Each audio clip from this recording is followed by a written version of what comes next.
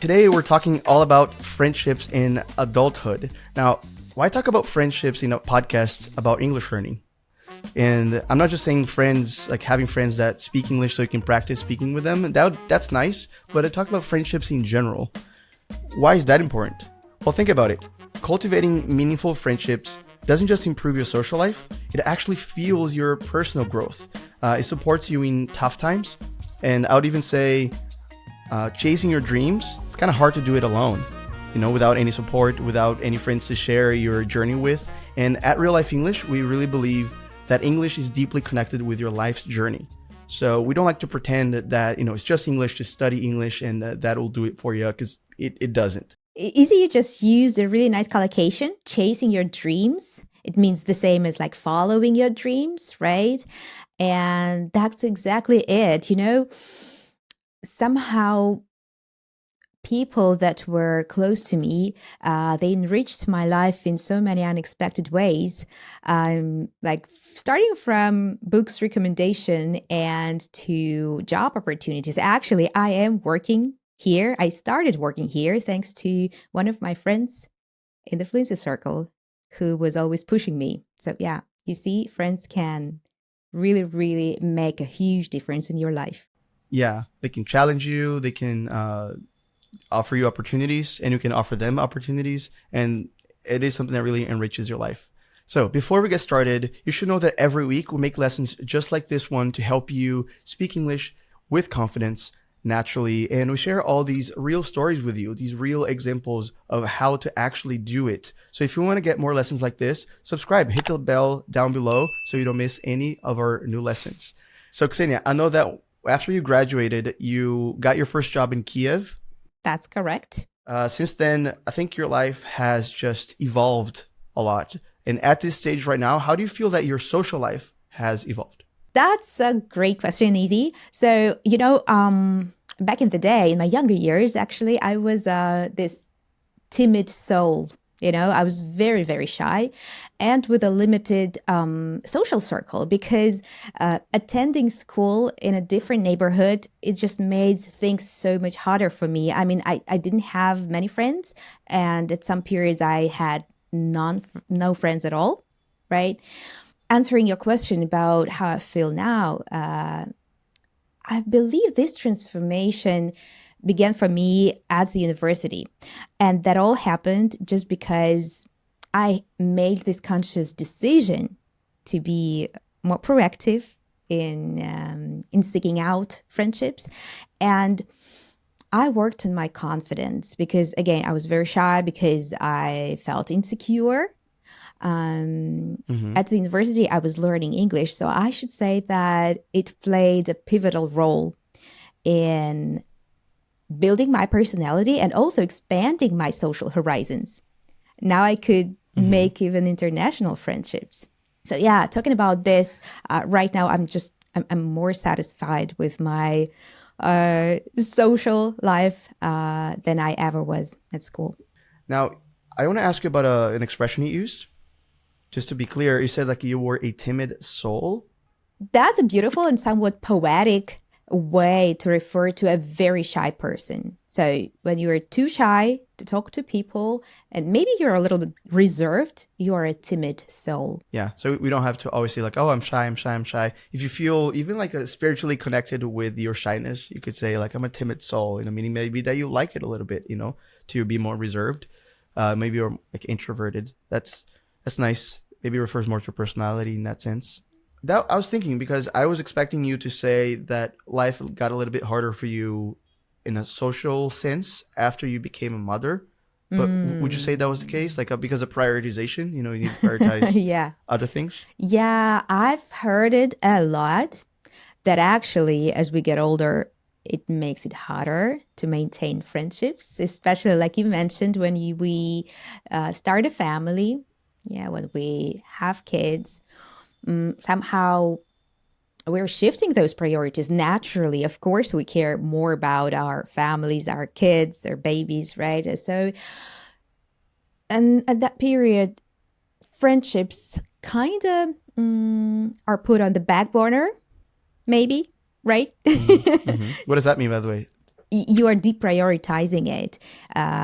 There are some other things that are more important for you at the moment. So you're caring about your husband or about your baby, and you kind of take your friends for granted, thinking, oh, they'll understand. I'm super busy now starting a family, so we kind of catch up later. But eventually you just ending up losing touch with them, and that sucks, because you lose good people in your life, actually those who can support you during that time as well. It didn't happen to me. I remember I was always taking Mira wherever I would go with my friends, so she was a regular at every cafe we were meeting together. So I'm so thankful for that time, and for them to also be understanding when I did need time for my family, to prioritize my family time. What about you? I don't know. Did it happen to you when you started building your career? That's another thing. Yeah, one thing is starting a family, but another thing when people are focused more on their careers. That definitely happens. To this day, I think when I'm more focused on work, it'll just happen that I'm not seeing people, and they'll even say like, hey, I haven't seen you in a long time. What have you been up to? What are you doing? Are you okay? They get concerned. And I think it's a good thing. But if I don't make a conscious effort to cultivate the friendships, and I think cultivating is an important word here. Just like plants, you need to cultivate friendships and water it, right? Feed it, prioritize it. We make a lot of sacrifices in life, and a lot of times the friend is the one who's being sacrificed. The friendships, because we're in the order of things we're prioritizing, friends would come last, because you just go to them and say, hey, I have a work meeting, so maybe you can schedule for another time. That'll happen very often, and not the other way around. Very rarely we'll say like, hey, can we do this work meeting some other time, because I have this friend that I want to go see them. Exactly, that's so true. And you know what? It reminds me of this thing that, think of it, we now have so many resources on how to be a better professional, or how to nurture, another word for cultivating, how to nurture our romantic relationships, how to be a better partner. But we never get a chance to learn about how to be a better friend, actually, if you think of it. That's true. I just remembered there's a clip I watched on YouTube about this topic, that maybe I can find it here. I can play it. And it talks about another benefit of friendships, and that would justify, even for parents, for example, to teach their kids more about friendships, that is really going to help their kids be more successful in life. Our understanding of addiction largely comes from an experiment that was done, I think, in like the 50s or 60s, where they put a rat in a cage. And there was one thing of water where it was plain water, and one thing that was laced with drugs. Right. And in short order, the rat discovered the drug-laced beverage and loved it, drank more and more until it killed itself. And our understanding of addiction largely comes from this study. There was a guy named, I think his name was Bruce Alexander, who said, hold on, it's flawed. The whole study is flawed. Because rats, like us, are social animals. And we put a rat by itself in solitude. Of course it became an addict. But that's not what you're supposed to do with social animals. So he recreated the experiment, where he put, first of all, he put lots of rats in the cage. No way. So it was social, community. They put wheels and mazes, and they were having kids and babies, and two waters, a plain water and the drug-laced water. And they could see from the data, they knew which ones, and they all tried enough of the drug-laced water to get addicted. Right. But they didn't. Their taking in of the water declined, and they only drank the plain water, which starts to give evidence that if we have close friendships, and if we live in community, perhaps we're less susceptible to all addiction. And I know that there's a lot being talked about the addiction of social media, the addiction of cell phones, which is true.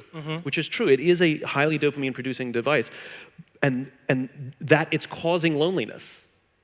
And I would argue that if we worked on the friendships, and more important, if we taught our children how to be friends, that perhaps they are less likely to get addicted. And that is such a great video, both in terms of the content, what he's talking about, but also in terms of vocabulary, English vocabulary. And I just wanted to remind our listeners, our viewers, that guys, if you watch this lesson on the Real Life English app, you get to see the transcript, the interactive transcript, where we prepare flashcards with the most important vocabulary from the lesson, and you can learn all these words and expressions with the flashcards that we prepared for you. For example, easy, like from this very short clip, have you heard this expression he used, water laced with drugs? So laced is when you add some liquid, usually alcohol, to some sweets or to some beverage to make it, like, taste better. That's the word to use, laced. Well, I remember a few expressions he used that seemed quite advanced and sounded nice, like in short order. Yeah, I had to look it up. What does that mean? In short order means immediately, right away. Yeah, so the experiment, the consequences, you could see it quite immediately, like quite quickly. So in short order, that would happen. I also took note here of flawed, right? That's an interesting word because maybe people have heard it, flaw, but the pronunciation of flawed is interesting because you don't say the ed so much. It's like flawed.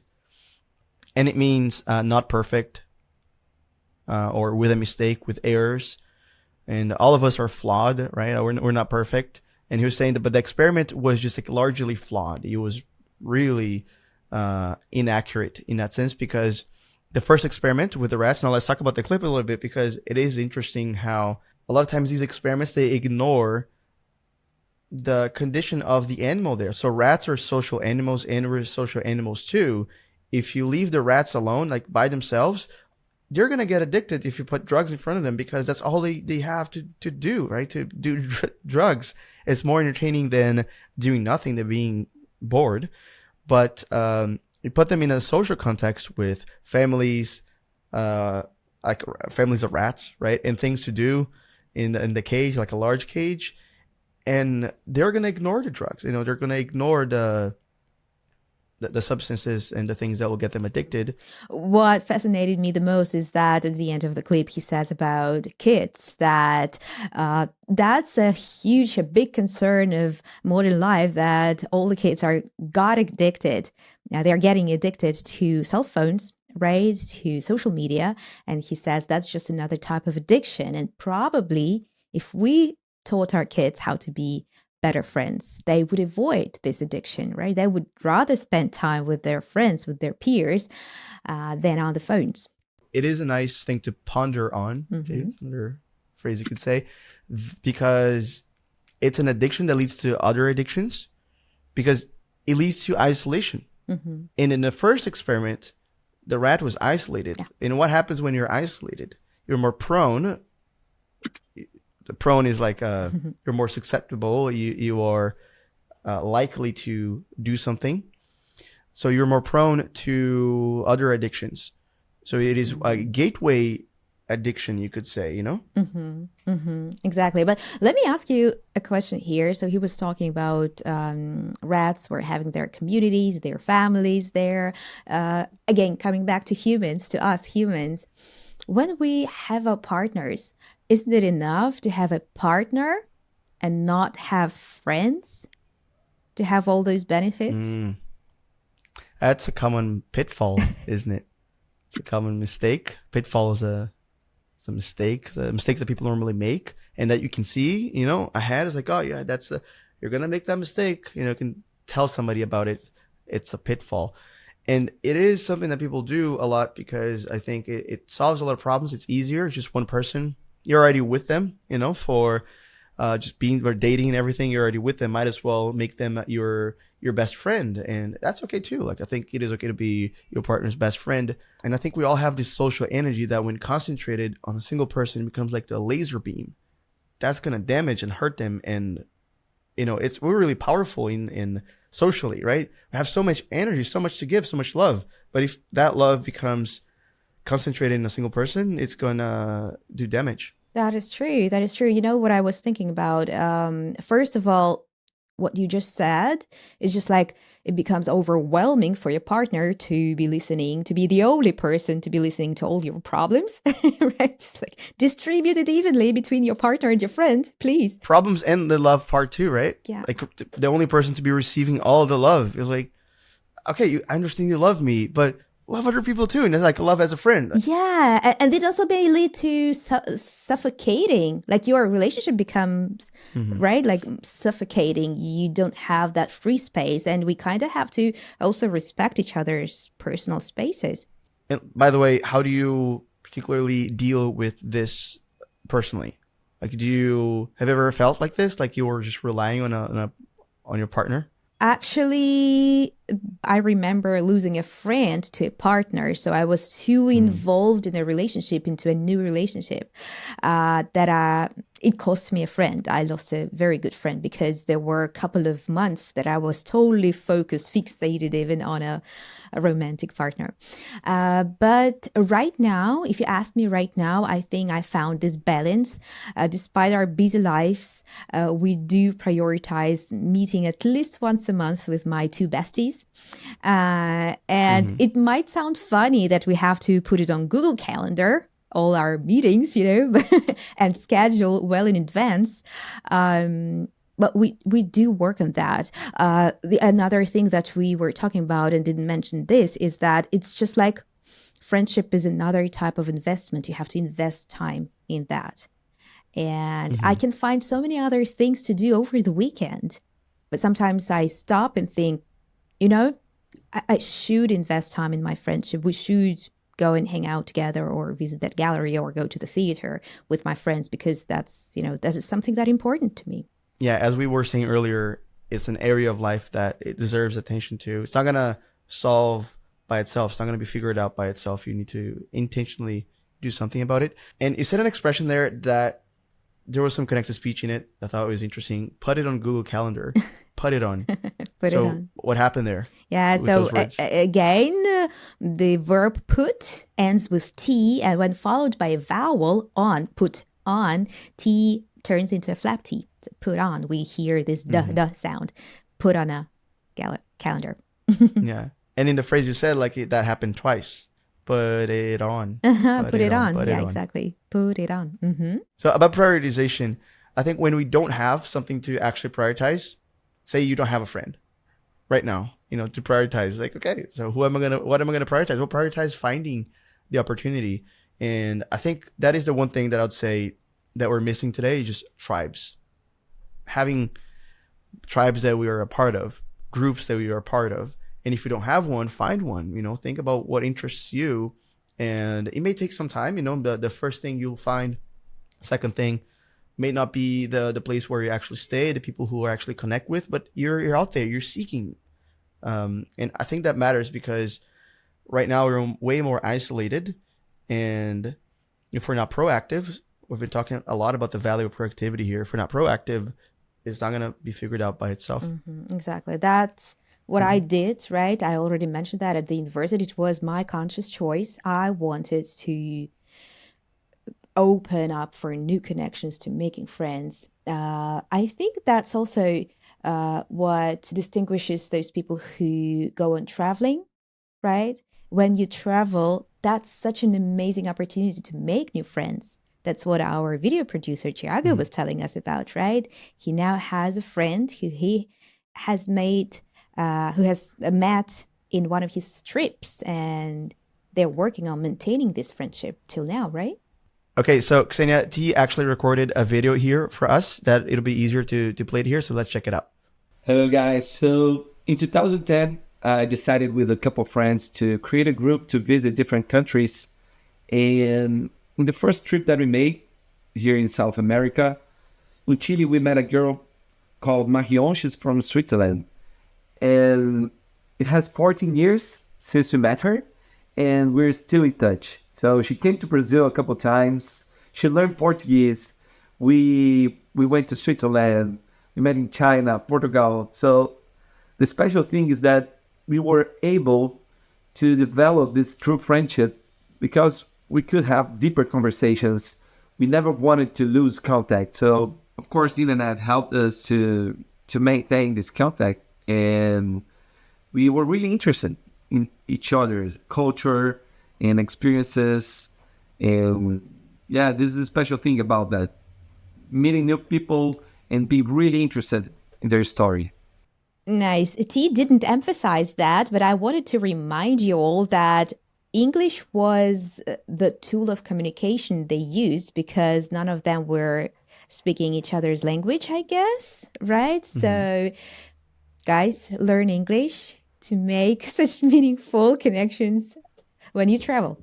And it is interesting that I think culture is something that we can form friendships around, especially when it's people from other places. I think this interest in getting to know their culture and them getting to know your culture is a bond that can be formed of curiosity and love for humanity, for culture. Yeah, and you know what's the best part in it is after you share all those rich differences, you come to a realization that there's so many things that you share in common, despite being so different coming from different backgrounds.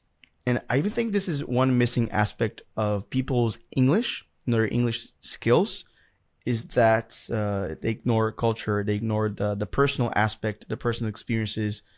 And this is something that if we do more often, we share our stories, we share our experiences, we be a part of a community so we can do that.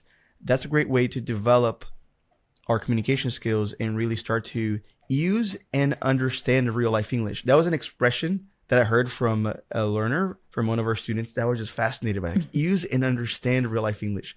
And they said it in a message that they sent us. And I think that's a great opportunity to actually shout them out in our Learner of the Week. Oh yeah, so let me read it for you guys. It comes from 𝗥𝗲𝗃𝗵𝗃, and they wrote us that the app is permanently being developed, gets better and better, and adds lots of materials. Great for the people who want to use and understand real-life English. Thank you so much, Pavel, for this beautiful message. Awesome. And as Pavel is saying, we're permanently developing our app. And we never stop improving it. We're always hearing from you guys. We keep interviewing you guys, reading the comments, and adding the different functionalities and making improvements that you ask. And if right now you're watching this on YouTube or listening to us on a streaming platform, you should know that all of our lessons are available on the app with a full transcript and flashcards, as Ksenia mentioned. And that's a great way for you to understand everything that we are saying here, so you never get lost. And you use these lessons to actively learn. You're not just like passively watching this on YouTube, just laid back, because that's helpful. Learning passively helps, but it only gets you so far. It only gets you to an intermediate level. In my experience, I've had hundreds of students that I personally taught, and I'd see that trend with all of them. The ones that were just passively learning, laid back, they would never get to advanced. The ones that were curious, they would really show that curiosity for all the words, the way we're doing here. Like I'm stopping Ksenia a lot of times. She's stopping me to say, what is that word you said? Do that. And the app is great for doing that too, because we help you with that. We show you the advanced words, and we already give you the definition, examples, and flashcards, so you can review them and never forget them and add them to your active vocabulary. So we're leaving the link in the description, so you can click and go straight to this lesson on the app and unlock it, so you can learn a lot more with it. Beautifully said. And guys, if you are on YouTube, an easy way to support us is to hit the subscribe button, bell down below, not to miss a single new video. And if you're enjoying this particular lesson, please give it a like, because it makes YouTube understand that this lesson was valuable for you, and it helps other English learners just like you discover this channel. And if you are listening to us on any streaming platforms like Apple Podcasts or Spotify or any other of your favorites, just give us a 5-star review and follow us there as well. Yeah. And as we always say on this podcast, no matter what divides us, that which unites us is far greater. 1, 2, 3. Yeah. Izzy, it's great to see you again, and I'm really excited for today's topic to get to talk about some books with you, since we're both pretty avid readers. And by the end of this episode, you are going to be getting 10 different books that can transform your English and your life. And you'll be getting one lesson from each of those that you can apply right away, right after you finish listening. And finally, we'll be letting you in on how to survive a bee attack.